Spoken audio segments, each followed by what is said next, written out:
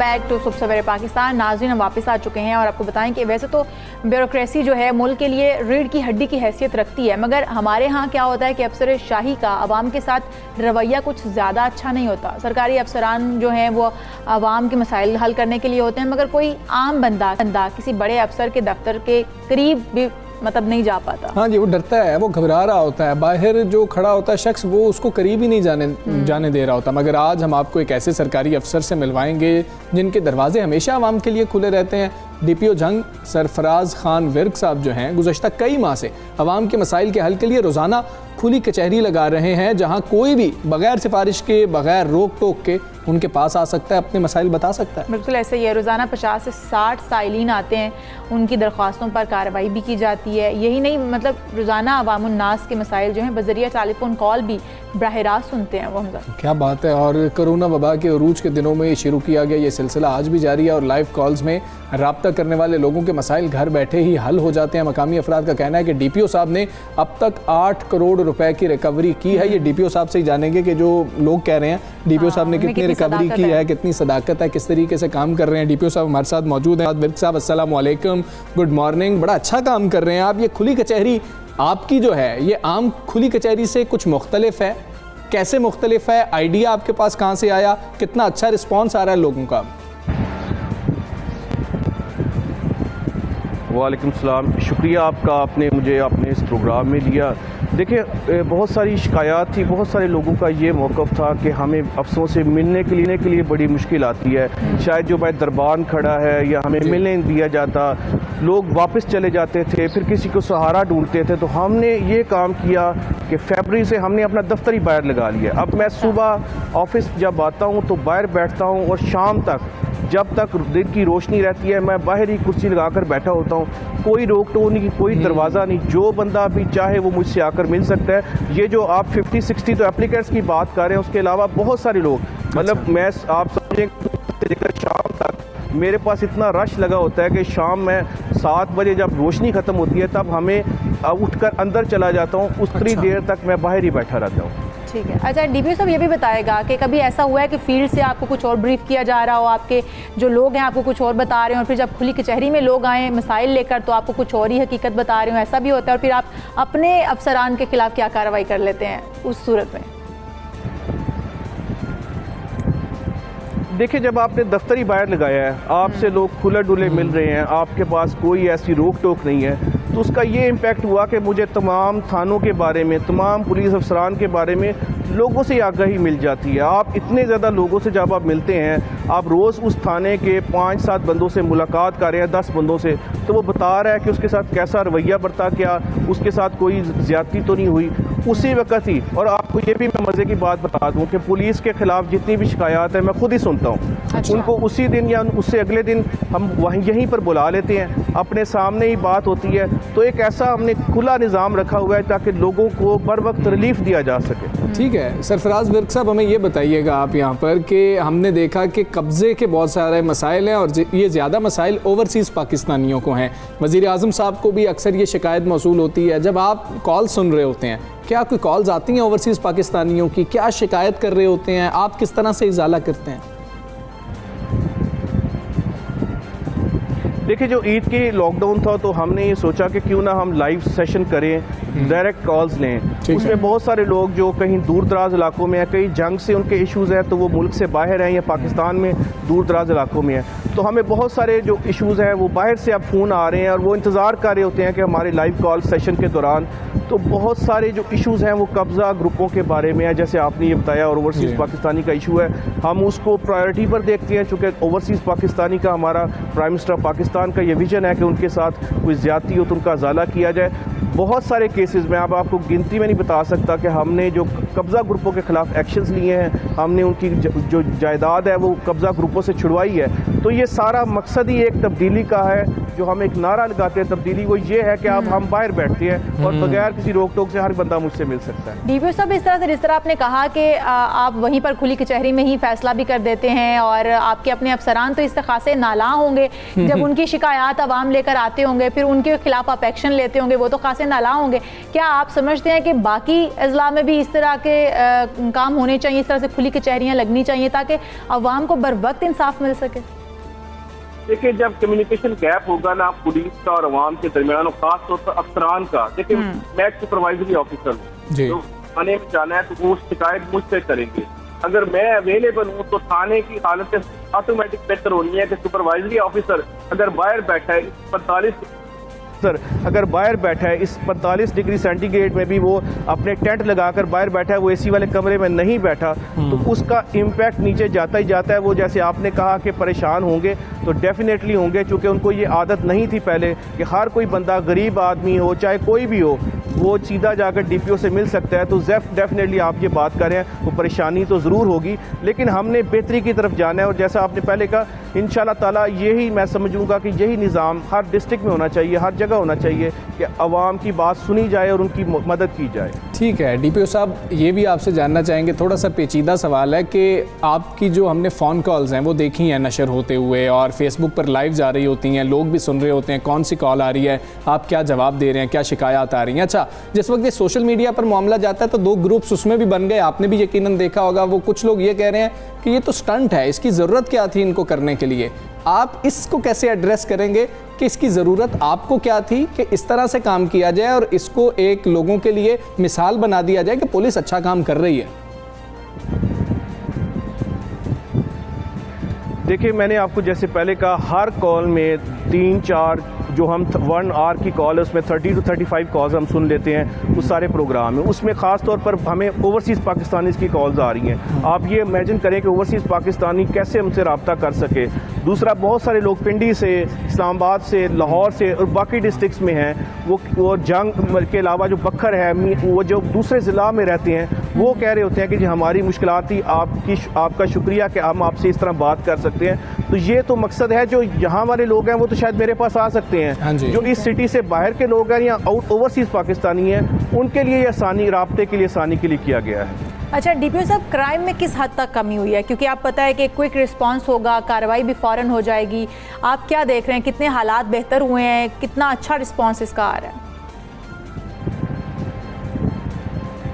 देखिए, मैं आपको कह सकता हूँ अपने यकीन से कि तकरीबन 80% क्राइम, जब से मैं आया हूँ हमने क्राइम को कला कमा किया है इंशाल्लाह ताला इसी मेहनत के साथ। और ये मैं इसलिए बात कर रहा हूँ कि आप किसी भी जंग का जो शहरी है वो आपको बता सकता है कि मेरे आने से ना सिर्फ उनकी रसाई आसान हुई है, बल्कि उनको जराइम से काफ़ी हद तक, अब जारी बात है पूरी दुनिया में क्राइम होता है, हर जगह होगा, लेकिन 80% मेरे आने के बाद क्राइम में कमी आई है। क्या बात है। चलें अब थोड़ा सा ना, मतलब कि विर्क साहब, बात को आगे लेके चलते हैं। हम कोई अच्छा काम करते हैं ना तो हम ये समझते हैं कि रात को नींद बड़ी सुकून की आती है, वो ख्यालात भी अच्छे आ रहे होते हैं।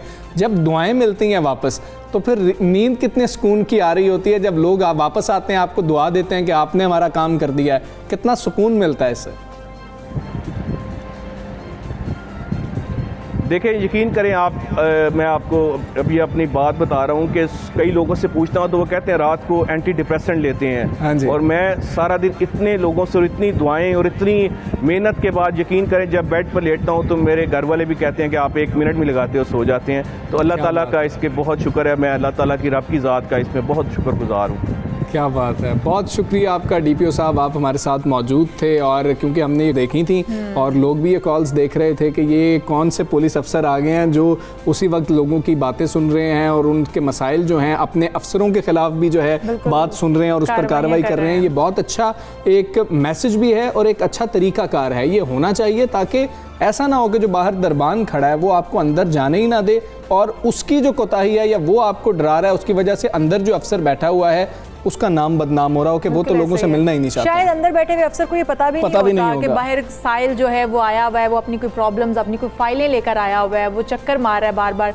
तो जो बाहर खड़ा होता है वो उनको वहीं से टरखा देते हैं या वहीं से फारिग कर देते हैं कि साहब तो इस वक्त बिजी हैं। तो ये तरीका कार होना कि आप खुली कचहरी लगा के, कैंप लगा के आप बैठे हुए हैं और हर अमीर गरीब जो बड़ा है छोटा है आके आपके पास अपने मसाइल लेके आ सकता है, यही एक अच्छी चीज़ है। और इस मसले का कि जी कि आपको पता है कि नहीं पता, पीछे बाहर ये मामला हो गया, इसका हल दे दिया डीपीओ झंग ने, सरफराज विर्क साहब ने, अब बाकी भी इस तरह से कर रहे होंगे तो अवाम को ये फील होगा कि अगर खुदा न खास्ता हमें कोई मसला होगा, हमें सुनने के लिए कोई मौजूद है। और ये अगर आपका ख्याल ऐसा हो जाए तो फिर आपकी कई परेशानियाँ दूर हो जाती हैं। अच्छा चल आगे बढ़ते हैं, कुछ PSL की बात करते हैं। कल मैच है भाई। एग्जैक्टली जी, क्रिकेट दीवानों के इंतज़ार की घड़ियां ख़त्म होने को हैं और पाकिस्तान सुपर लीग के बकाया मैचेस के लिए कल मैदान सजेगा। अबू धाबी में पहले मैच में लाहौर कलंदर्स होंगे और इस्लामाबाद यूनाइटेड, जिनके दरमियान टाकरा होगा। और मैच पाकिस्तानी वक्त के मुताबिक जो है रात को 9 बजे शुरू होगा। और लाहौर कलंदर्स के लिए परेशानी की खबर यह है कि बेन डंक वो थोड़े से ज़ख्मी हो गए हैं, उनको गेंद लगी है और कहा जा रहा है कि होंठ के करीब कहीं पर उनको गेंद लगी है, लेकिन उम्मीद जो है वो जाहिर की जा रही है कि ज़ख्मी हुए हैं, लेकिन पहले मैच से पहले वो ठीक हो जाएंगे, कोई इस तरह की इंजरी नहीं है। बिल्कुल ऐसा ही है। उधर पाकिस्तान सुपर लीग में जो शिरकत के लिए मजीद 4 खिलाड़ी थे उनको भी वीज़ा जारी कर दिए गए हैं और पाकिस्तान क्रिकेट बोर्ड ने वीज़ा जारी किए जाने की इस हवाले से तस्दीक भी कर दी है। उमर अमीन है, हमाद हैं और फिर खालिद उस्मान है, आसिफ फरीदी हैं, जिनको वीज़े मिल गए हैं और ये भी जो है वो पहली फ्लाइट से उधर चले जाएंगे। अच्छा, इस पे बात कर लेते हैं। हमारे साथ सीनियर स्पोर्ट्स एनालिस्ट माजिद भट्टी साहब मौजूद है। भट्टी साहब अस्सलाम वालेकुम, गुड मॉर्निंग सर। खुदा करके आखिरकार जो है मैच होने जा रहा है। हम सारे बड़े जो हैं परेशान भी रहे, कभी गुस्सा भी आ जाता था, कभी लगता था कि भाई अगर ऐसे ही करना था तो आप इसको मज़ीद डिले कर देते। अब आप क्या देख रहे हैं कि इंतज़ामात बेहतरीन है और हमें एक अच्छा शो देखने को मिलेगा? हमजा, मैं इस वक्त कराची में मौजूद हूँ और तकरीबन कोई 1100-1200 किलोमीटर दूर हम अबू धाबी से बैठे हुए हैं। तो हम तो सिर्फ जो खबरें आ रही हैं उसी पर इन्हिसार कर रहे हैं, लेकिन उम्मीद यही है कि बकिया 20 मैचेस जो हैं अल्लाह करे कि खुश उसलूबी से मुकम्मल हो जाएं, क्योंकि बज़ाहिर तो अब कोई ऐसी चीज़ नज़र नहीं आ रही कि राह में कोई बहुत बड़ी रुकावट हो। लेकिन जो मेरे ख्याल में सबसे बड़ी रुकावट बन सकती है वो मुत्तहिदा अरब अमारात का गर्म मौसम है। बिल्कुल ऐसे कल भी किसी ने वहां से जब वेदर की जो लेटेस्ट फोरकास्ट थी वो शेयर की तो दोपहर में 51 टेम्परेचर था अबू धाबी में। तो भट्टी साहब, क्या खिलाड़ी खेल पाएंगे? क्या तवक्को है आपके? इतनी सख्त गर्मी, तपते सहरा और फिर इस तरह का खेल, क्या आप समझते हैं कि हमारे खिलाड़ी इतने उनसे उम्मीदें वाबस्ता कर लें हम कि अच्छा खेल पेश कर पाएंगे? देखिए, खिलाड़ी इन सूरत हाल में यूज्ड टू होते हैं, लेकिन ये बहुत ही एक्स्ट्राऑर्डिनरी सिचुएशन है। वही खिलाड़ी सस्टेन करेंगे इस गर्मी में जो सुपर फिट होंगे, क्योंकि बहुत ज्यादा पसीना निकलेगा रात के वक्त, चूंकि वहाँ होश भी बहुत ज्यादा गिरती है। हाँ जी। इसलिए टॉस का बहुत बड़ा फैक्टर होगा। लेकिन एक और चीज जो शायद हमजा आप चूंकि क्रिकेट को बहुत ज्यादा फॉलो करते हैं, जिस दिन डबल हेडर्स है ना, हाँ जी, वो मैचेस कहीं पाकिस्तान टाइम पे 2:30-3 बजे खत्म हो गए। हाँ जी। या तो फिर आप सुबह को इस शो में नहीं आएंगे जो लोग ऑफिस जाते हैं वो ऑफिस नहीं जा सकेंगे। तो मेरा ख्याल टाइमिंग्स जो रखे गए हैं, हालांकि ये टेलीविजन के लिए मैचेस हो रहे हैं क्योंकि तमाशाई तो अलाउ नहीं है, सिर्फ टीवी का शो है।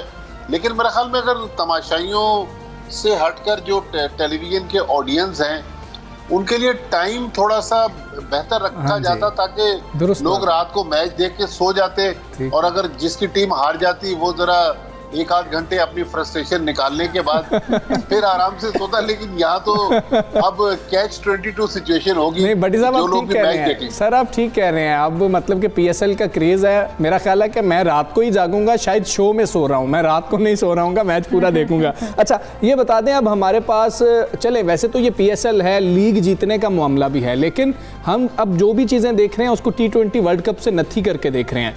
क्या फ्रेंचाइजीज को उनके जो कप्तान हैं उनको फैसले बैटिंग ऑर्डर में हो गए या बॉलिंग में हो गए ऐसे करने चाहिए कि हमें अपनी स्ट्रेंथ का T20 वर्ल्ड कप के लिए भी पता लग सके? ख़ास तौर पे मैं इमाद वसीम कप्तान की बात कर रहा हूँ, बाबर आजम की ओपनिंग की बात कर रहा हूँ। यकीनी तौर पे देखें, जो इस वक्त जो पाकिस्तान के मेन प्लेयर्स हैं वो तो T20 वर्ल्ड कप को टारगेट किए हुए हैं जी।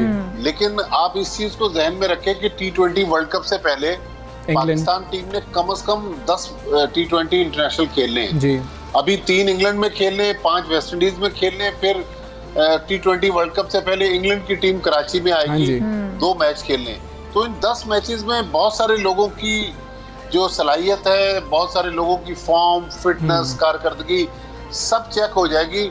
लेकिन मेरे ख्याल में T20 वर्ल्ड कप के जो मुंतजमीन हैं, फिर IPL इंडियन जो लीग है उसके जो मुंतज़मीन हैं, हमने जिन जिन खामियों को उजागर किया, मेरे ख्याल में उनको उन खामियों पर नज़र रखने में या उन खामियों से नबर्द आज़मा होने के लिए काफ़ी आसानी होगी कि पाकिस्तान को जिन चैलेंजेस का सामना करना पड़ा, लेकिन पाकिस्तान ने थोड़ा सा ये किया कि हमने ऐन वक्त पर जाकर PSL की तैयारियां शुरू की।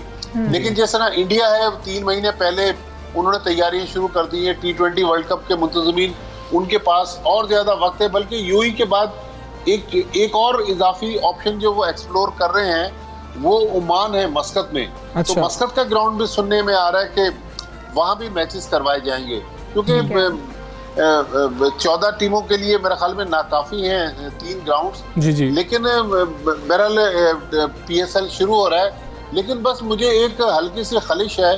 जाहिर है जिन लोगों ने डिसीजन किया वो हमसे बेहतर जानते हैं। जी जी। आप रोजाना अपने इन्हीं प्रोग्रामों में रिपोर्ट्स करते हैं NCOC के मुख्तलिफ मामलात। अब लेकिन आज भी मैं अभी थोड़ी देर पहले टीवी चैनल देख रहा था, इस्लामाबाद में बहुत शरह कोरोना के नीचे आ गई है। हाँ जी। अगर हम पाकिस्तान का ऑप्शन भी ओपन रखते, चाहे एक आध दिन हम लेट कर लेते, पिंडी में मैचेस करवा देते, ऐसे ही है। लाहौर में मैचेस करवा देते, कराची में थोड़ी सी शरह ज्यादा है, तो मेरे ख्याल में हम अगर अपने ग्राउंड पर ये सारा कुछ करवा देते तो हमारी लोकल इंडस्ट्री को बहुत बड़ा बूस्ट मिलता। आज तो मजमूई शरह भी 2.94% है। जी हाँ, तो इसका मतलब है कि हमने जल्दबाजी करके हम यूं ही चले गए ना। हाँ जी। NCOC ने बेसिकली PCB से यही कहा था कि आप ईद का इंतजार कर लें, उसके बाद हम किसी नतीजे पर पहुंचेंगे। लेकिन वो शायद अमारात जाने में जल्दी में थे, हालांकि उनको मुश्किल भी बहुत पेश आई। लेकिन बस अब हमारी बेस्ट ऑफ लक है उनके लिए कि वो जो करें बेहतर करें और हमारी लीग कामयाबी से छठा एडिशन में मुकम्मल कर जाए। अच्छा भट्टी साहब, फॉफ डु प्लेसी कहते हैं कि दुनिया में जो बढ़ती हुई लीग्स हैं, इनकी वजह से जो इंटरनेशनल क्रिकेट है वो खतरात का शिकार हो गई है। क्या समझते हैं, ये राय उनकी ठीक और है? नहीं, फॉफ डु प्लेसी वही प्लेयर हैं उन लोगों में जो साउथ अफ्रीका जब पाकिस्तान थी वो टूर छोड़ के आए हुए थे। देखिए, ये बात तो बिल्कुल हकीकत है कि इस पर अब जो क्रिकेट के एडमिनिस्ट्रेटर्स हैं उनको सर जोड़कर बैठना होगा। ये सेम सिचुएशन कुछ अरसे पहले फुटबॉल में भी थी, लेकिन मसला है कि लीग्स में पैसा इतना इन्वॉल्व है। अब देखो ना, बहुत सारे लोग टेस्ट क्रिकेट छोड़ गए इसलिए कि वो अपनी एनर्जी को लीग्स में इस्तेमाल करना चाहते हैं, और इंटरनेशनल क्रिकेट जो खेल रहे हैं वो शॉर्टर फॉर्मेट की खेल रहे हैं। तो इस बारे में ICC को और टेस्ट प्लेइंग कंट्रीज को सोचना पड़ेगा, क्योंकि अभी जो पाकिस्तान साउथ अफ्रीका की सीरीज में हुआ, अगर बड़ी सीरीज में मजीद इस तरह के वाकयात पेश आए फिर तो देखिए इंटरनेशनल क्रिकेट की हैसियत बिल्कुल सानवी रह जाएगी। लीग में और इंटरनेशनल क्रिकेट में कहीं ना कहीं तवाज़ुन रखना पड़ेगा ICC को। बिल्कुल ठीक है। माजिद भट्टी साहब, वसीम खान का मामला थोड़ा सा डिस्कस कर लेते हैं। वैसे तो उन्होंने माफ़ी मांग ली है, एक प्रेस रिलीज सामने आई है जिसमें वजाहत कह लें, मुआफ़ी कह लें। उन्होंने कहा जी कि मेरे अल्फाज दुरुस्त नहीं थे, उनका चुनाव दुरुस्त नहीं था। आप कैसे देखते हैं कि ये कह देना कि चुनाव दुरुस्त नहीं था और पहले इतनी सख्त बात कर देना, क्या ये जस्टिफिकेशन है? देखिए, माफी नहीं वो मांग रहे, वो कह रहे हैं मैंने लफ्जों का इस्तेमाल गलत किया था, गलती मान रहे, माफी नहीं मांग रहे। जी जी। लेकिन वसीम खान जिस सिविलाइज मुल्क से आए हैं, मेरे ख्याल में वहां तो इस तरह के अल्फाज इस्तेमाल करते तो अब तक लोग उनको सू कर चुके होते जी। मीडिया हम अपना काम कर रहे हैं, आप अपना काम करें जी। हाँ, मीडिया अगर आपकी जातियात को हाईलाइट कर रहा है, जब यहाँ प्राइम मिनिस्टर की तनख्वाह डिस्कस होती है तो वसीम खान कोई ऊपर से तो नहीं आए। जब आप बरतानिया से पाकिस्तान काम करने आए तो आपको सब कुछ सोचना पड़ेगा। उन्होंने जानबूझकर 2 YouTube चैनल्स का इंतखाब किया। YouTube चैनल्स पर उन्होंने मीडिया को जिस तरह आड़े हाथों लिया, मेरे ख्याल में ये सारा प्री प्लान था। वसीम खान कहते जी मीडिया मुझे ब्लैकमेल कर रहा है कि मुझे खबरें दें, मीडिया को हम पैसे नहीं दे रहे। मैं अपनी बात करता हूँ, चले मैं पाकिस्तान के इस वक्त जो चंद सीनियर जर्नलिस्ट हैं जी, सफ़े अव्वल के आप जर्नलिस्ट हैं बेशक, तो मैं आप जिस दिन कहेंगे मेरे पास वसीम खान के ऑडियो मैसेजेस भी हैं, मेरे पास उनके टेक्स्ट मैसेजेस भी हैं, वो तो खुद मीडिया को खबरें लीक करते रहे। तो अब वो ये किस तरह इल्जाम लगा रहे कि मीडिया उनको ब्लैकमेल करता था। मेरे ख्याल में वसीम खान को चाहिए कि अपने काम पर तवज्जो दें। वो एक दिन बल्कि उसी YouTube इंटरव्यू में कह रहे थे कि इंग्लैंड और न्यूजीलैंड की टीमें मेरी वजह से पाकिस्तान आई। अरे भाई, पाकिस्तान 22 करोड़ आवाम का मुल्क है। हमने यहाँ पर वर्ल्ड कप होस्ट किए, हमने यहाँ पर एशिया कप होस्ट किया है। वसीम खान पाकिस्तान क्रिकेट को जरूर चलाने आए, लेकिन पाकिस्तान क्रिकेट की भी एक लेगेसी है। तो मेरे ख्याल में वसीम खान अपना काम करें, हमें अपना काम करने दें, लेकिन मीडिया से जिस तरह हेड ऑन होंगे उनके लिए मुश्किलात। ठीक है बट साहब, उसी यूट्यूब चैनल पे उन्होंने आमिर से रिलेटेड भी कुछ बात की है। आपको आमिर का फ्यूचर कैसा नजर आ रहा है? देखिए, ये आमिर को भी थोड़ा सा नीचे आना पड़ेगा। आमिर ने बेसिकली मिसबाउल हक और वकार यूनुस पर अटैक किया था कि जब तक ये दोनों मौजूद हैं मैं पाकिस्तान टीम में नहीं आऊंगा। ये भी गलत बात है कि कल मैं कह दूंगा जी अगर हमजा मेरा इंटरव्यू करेंगे तो मैं आऊंगा, वरना मैं 92 न्यूज पर नहीं आऊंगा, किसी और चैनल पर जाऊंगा। तो ये तो कोई बात ही ना हुई ना। अगर आपने पाकिस्तान के लिए खेलना, देखें आमिर के लिए जो मेरा सबसे बड़ा मैसेज है कराची किंग्स के लिए, अभी वो खेल रहे हैं। आमिर ने अगर इसी पीएसएल में बकिए जो मैचेस रह गए हैं उनमें परफॉर्मेंस दे दी तो लोग बार बार उनका जिक्र करेंगे। लेकिन अनफॉर्चुनेटली पिछले जितने आमिर ने पाकिस्तान के लिए मैचेस खेले या कराची किंग्स के लिए मैचेस खेले, तो उनकी ऐसी परफॉर्मेंस नहीं है कि जिसपे मोहम्मद आमिर को बहुत ज्यादा डिस्कस किया जाए। नौजवान जो आ रहे हैं पाकिस्तान टीम में, अब हसन अली देखे ना, हाँ जी, कम बैक के बाद टेस्ट मैच में भी परफॉर्म कर रहे हैं, वनडे में भी कर रहे हैं, T20 में भी कर रहे हैं। तो अगर आमिर भी बजाय ये कि बातों के बजाय ग्राउंड के अंदर, देखिए खिलाड़ी का काम नहीं है कि मीडिया में जाए, खिलाड़ी का काम है कि अपनी कारकर्दगी। बिल्कुल ऐसे ही है, परफॉर्मेंस से अब आमिर को वापसी जो है अपनी टीम में करनी होगी। बहुत शुक्रिया माजिद भट्टी साहब, मेरे पाकिस्तान से आप बात कर रहे थे। और PSL जो है अब कल से शुरू हो रही है फिर से, मतलब कि उसको कंटिन्यू होंगे बाकिया मैचेस। हम उम्मीद करते हैं बेहतरीन मैचेस होंगे। बिल्कुल जी, और सब लोग देख भी पाएंगे, ये भी बड़ा ज़रूरी है। हम आगे बढ़ते हैं। पाकिस्तान समेत दुनिया भर में आज समंदरों का दिन मनाया जा रहा है और ये दिन मनाने का मकसद इंसानी ज़िंदगी में पानी की अहमियत, आबी हयात का तहफ़्फ़ुज़ और समंदरी आलूदगी ख़त्म करना है। अच्छा, माहिरीन ये कहते हैं कि समुंदर हमारी ज़मीन का दिल और फेफड़े हैं। समुंदर 40% ताज़ा पानी की फराहमी का ज़रिया है और 75% ऑक्सीजन भी समुंदर ही से पैदा होती है। लेकिन साहिली शहरों से केमिकल्स और फुजले का जो समंदर में अखराज है, ख़तरनाक असरात उससे पैदा हो रहे हैं। और कराची के साहिल पर भी नालों का गंदा पानी देख लें आप, समंदर में फेंका जा रहा होता है, जिससे आबी हयात जो हैं वो आबी हयात को ख़तरात तो लाक हैं। उसके अलावा आप अगर ऑक्सीजन लेते हैं समंदर से तो वो भी, उसको भी ख़तरात। अच्छा, समुद्री आलूदगी में भी तो इशाल इजाफा हो रहा है ना। हुकूमत के साथ साथ अवाम भी अपनी जिम्मेदारी पूरी करें तो आबी हयात और समुंदर का तहफ़्फ़ुज़ यकीनी बनाया जा सकता है। और हम आज जब समुंदरों का आलमी दिन मनाया जा रहा है, यही जो है अज़्म कर सकते हैं कि हम फुजला नहीं फेंक रहे होंगे, हम गंद नहीं फेंक रहे होंगे। हम देखते हैं साहिल के ऊपर जिस तरह से वसीम अकरम और उनकी अहलिया अक्सर तस्वीर बनाती हैं, हम लोग तो सोचते ही नहीं हैं इन चीज़ों के लिए। तो हम इसको सोच रहे होंगे जो आबी हयात हैं उनको जो ख़तरात लाहक हैं वो भी हमारी वजह से हैं, वो उनकी अपनी वजह से नहीं है, हमारी गलतियों की वजह से, हमारी कोताहियों की वजह से है। तो जब हम ऐसे दिन मना रहे होते हैं तो इससे हमने कुछ सीखना भी होता है। हम उम्मीद करते हैं कि हम सीख रहे होंगे। बिल्कुल, हम जो पॉलीथीन बैग्स जो फेंकते हैं, जो समंदर में जाते हैं, वो अभी हयात के लिए कितने नुकसानदेह साबित होते हैं। हम इस चीज़ से कितने लायल होते हैं। हमें इस तरीके से नहीं करना चाहिए। हम पिकनिक मनाने जाते हैं, गंद फैलाने नहीं जाते, तो इसे गुरेज कीजिए। और हम यहाँ पर आप लोग से इजाज़त चाहेंगे, अगले प्रोग्राम में हाजिर होंगे। तब तक के लिए आप अपना बहुत सारा ख्याल रखिएगा। अल्लाह हाफिज़। अल्लाह हाफिज़।